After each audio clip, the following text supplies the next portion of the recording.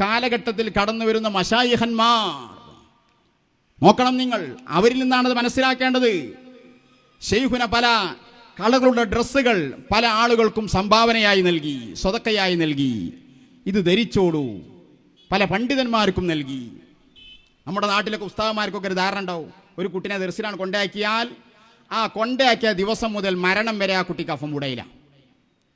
വെള്ളമില്ലാത്ത ഏതെങ്കിലും ഒരു ദിവസം ഇട്ടാൽ വീട്ടുകാരും ചൂടായി, ദർസിൽ ഉസ്താദും ചൂടായി.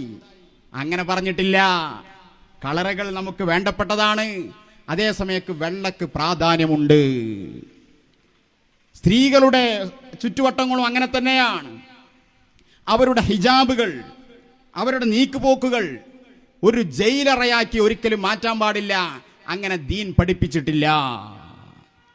ഇതിലെല്ലാം അള്ളാഹുവിൻ്റെ മശായിഖന്മാരുടെ നീക്കുപോക്കുകൾ വളരെ ക്ലിയറാണ്.